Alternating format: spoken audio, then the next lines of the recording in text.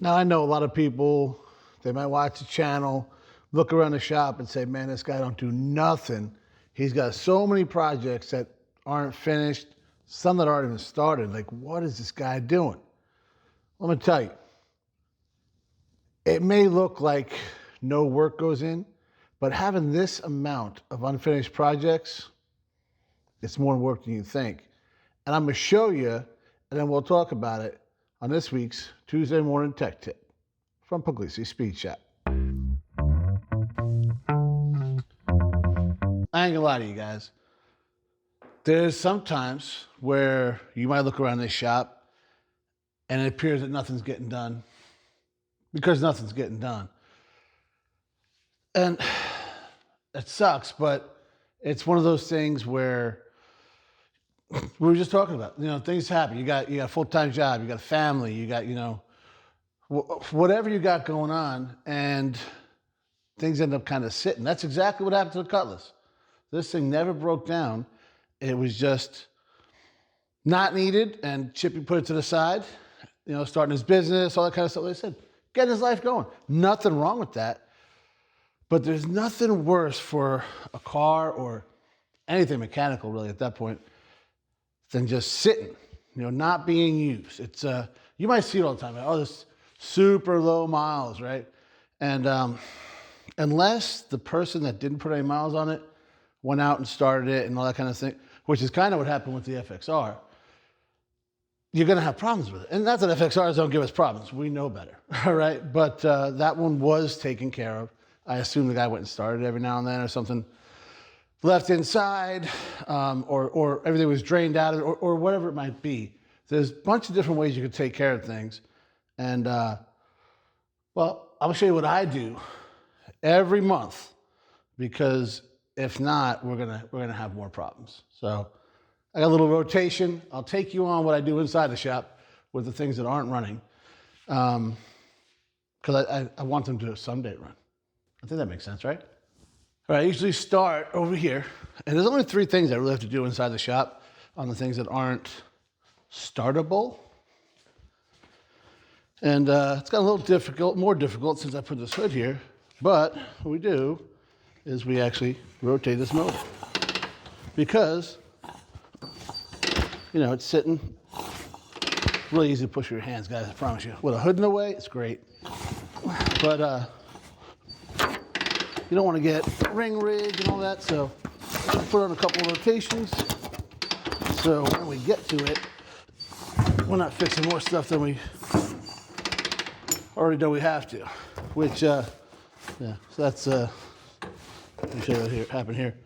This is what happens when stuff just sits. This thing works fine. Now look at it, it's all corroded in there, and there's no rear brake. So, yeah, didn't mean to do that, but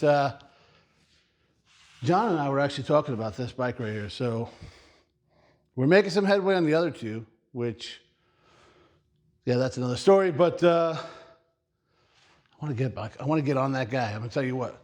In 2 reasons. I want to get on it and ride it, and I want to get on it to work on it so I can ride it.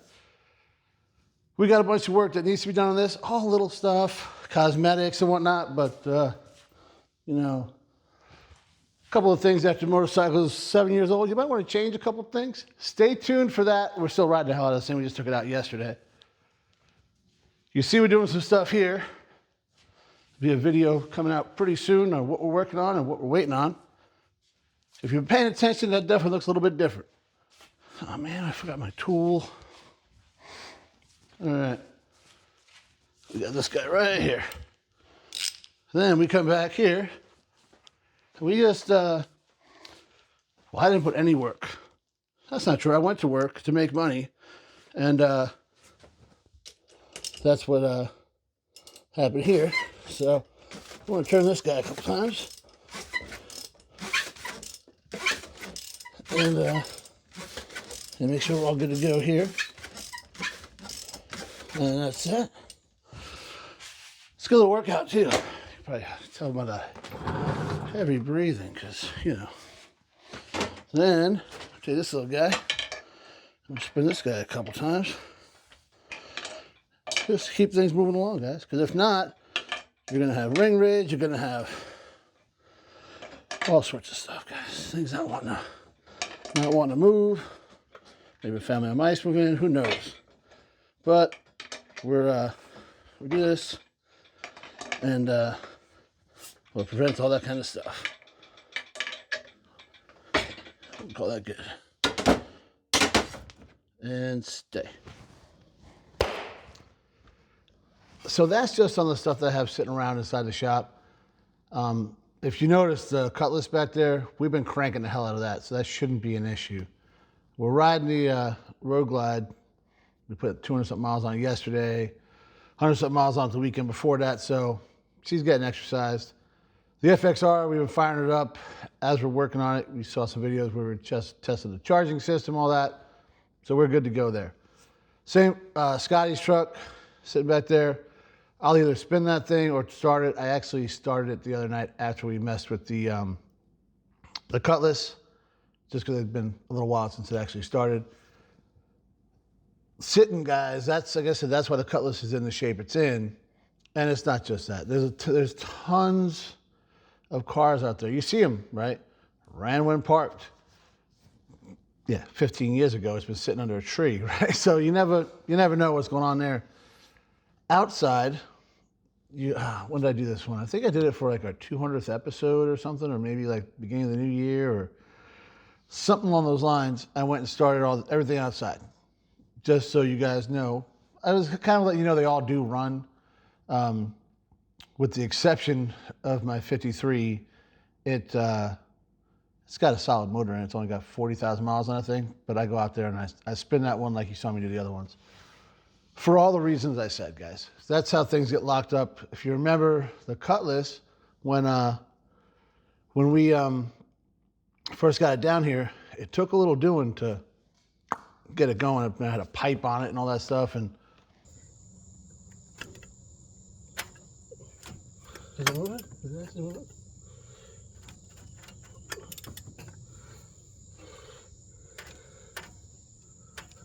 It's moving.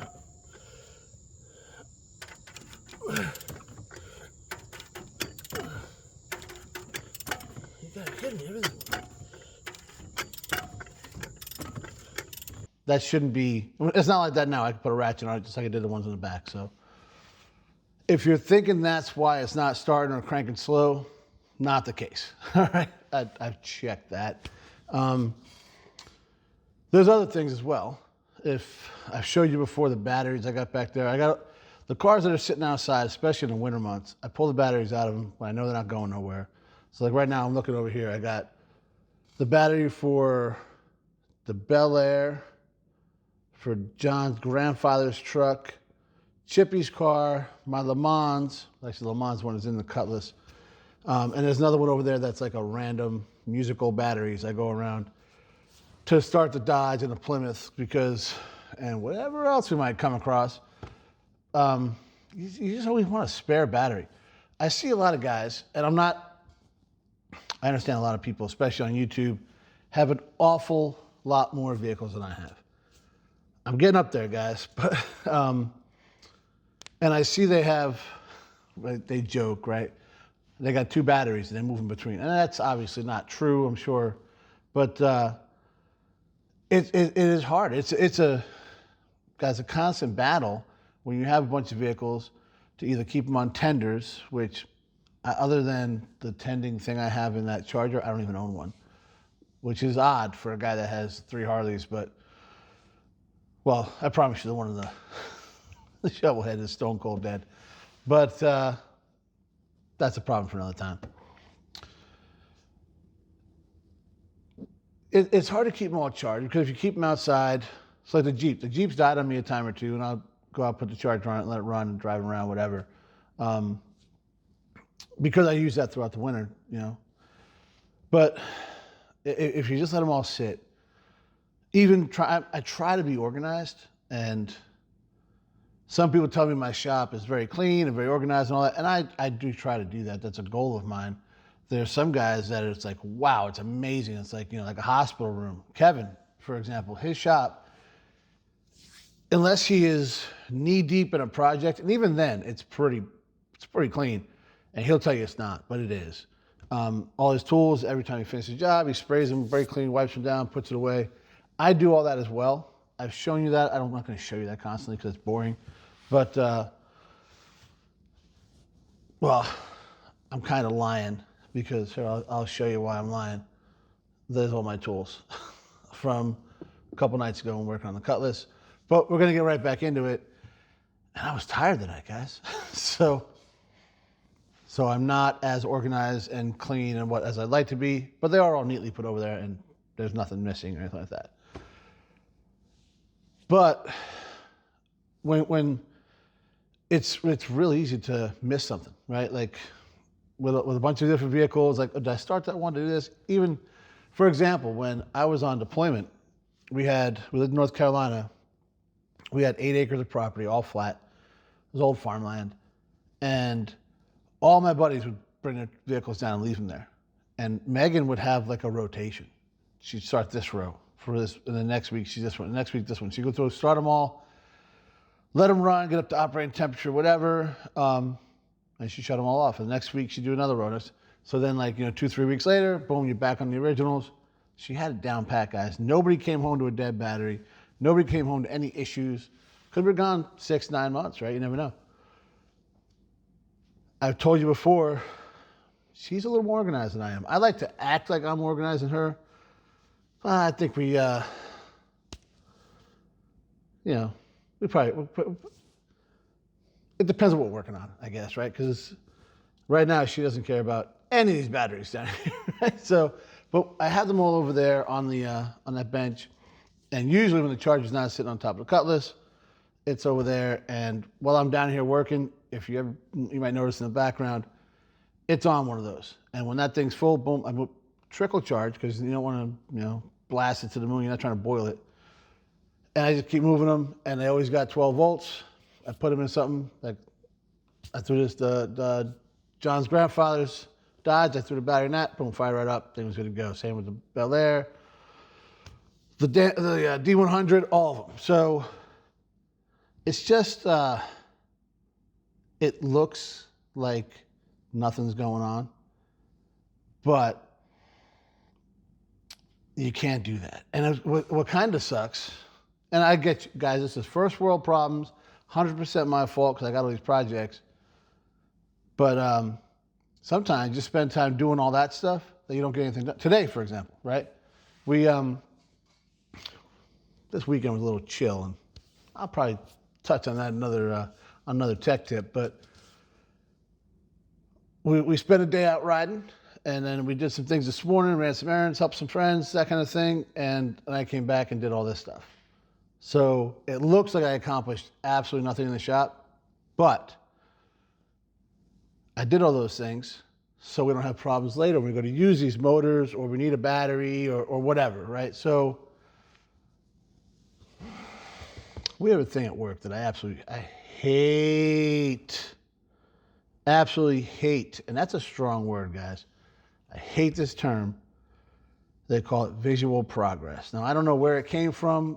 I work with a lot of Air Force, so I blame it on them. They blame it on the Marines. I know it didn't come from the Navy, but it's almost just like it's movement for the sake of movement. And never mistake movement for progress. That's just because you're doing things, Jedi mind trick or something. Just because you're doing stuff doesn't mean you're accomplishing anything. Right? Today, everything looks exactly like when we started, but we accomplished stuff. So don't get caught up on like, this has to look this way, this has to get done. It's actually, it has to get done, yes. It has to look a certain way. I have to get to this step. That's well and good. But if you're getting like, I'm going to put this on, like, I did some work on the FXR. I mocked some stuff up. That's fine. If I wasn't mocking things up, I just put something on to put it on and then take it off later to paint it or something. When I already knew it fit, just because I wanted to look on it so it looks different. Now, and I mentioned Dan a lot from DD Speed Shop. He does that. He'll make it, but that's how his brain works. He'll tell you, I need it to look like something so he gets motivated. That might be true, but if you're doing it for somebody else, which is the case at work, right? you're probably not motivating yourself. You're probably actually killing your motivation a little bit. So, I don't know. I think at this point I'm probably rambling a little bit. Surprise, surprise. But, yeah. Just because things don't look different don't mean work ain't getting done. So, I don't know. You can still comment and tell me I ain't doing nothing. I know better. Hopefully you guys, this helps somebody. If not, well, thanks for watching.